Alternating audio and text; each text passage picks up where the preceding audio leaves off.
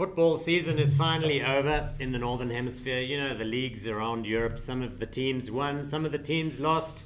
Those that won, please shut up. Those teams that lost, you should shut up as well.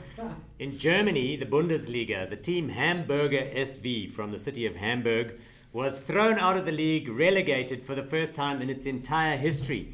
Very sad, but in true Teutonic style, the Germans took it very well. They were calm, relaxed, full of hope for the next season. I'm joking, of course. They set fire to their stadium. Toys R Us bankrupt. Toys R Us no more. Now, in the wreckage of the process of liquidation of these big corporates, the lawyers called in, scratch around and see if there's anything of value that can be, salvaged, sold off. And amongst the amusing assets of the global group is a bunch of defensive website address registrations. Defensive website registrations. You know what those are? This is where the company registers a bunch of web domains from a defensive perspective in case, they might need them, or more commonly to ward off potential competitors or people who set up websites in order to trash the company.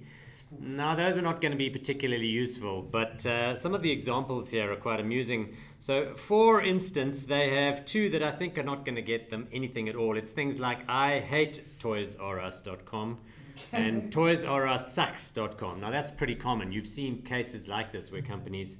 But you know what could be a little bit more useful in the liquidation sales are sex toys R Us, or even fuck toys R Us. Those could actually be of use to someone.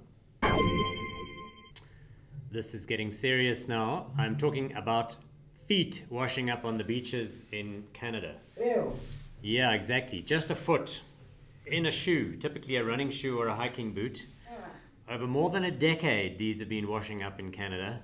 And this is all sorts of different regions of Canada. Separate, totally separate incidents. Now, theories abound about what might be going on here.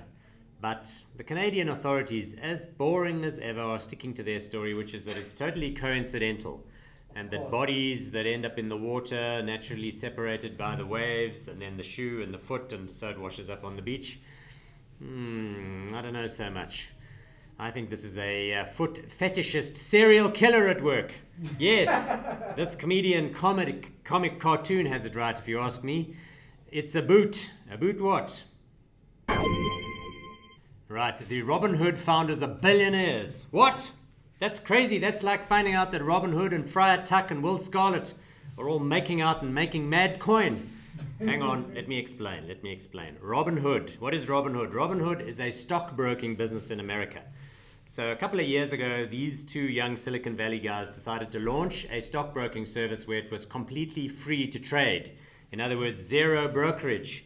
Fantastic, looking out for the little guy against the big evil Wall Street. Well, it turns out now this company they started is worth $6 billion. How did that happen? Well, it turns out there are other ways in which Robinhood makes money. For example, they take a turn on the interest in your account. In other words, if you have cash in your account, your stockbroking account, they're actually taking a turn on the interest that is accrued as a result of the positive interest that's earned on that enormous bulk sum of cash. In addition, they charge for margins. They charge you to leave. That's right, if you want to move your account somewhere else, they charge you for that too. Plus a number of other insidious ways of sneaking up on you and coining it a little bit in the background. Selling your trades to hedge funds and high-frequency traders. That's another popular one, which gets you a slightly worse execution price.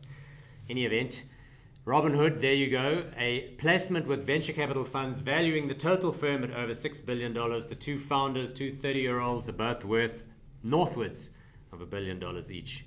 This, I'm afraid, is like discovering that Robinhood is in fact masquerading and is your neighborhood sheriff of Nottingham.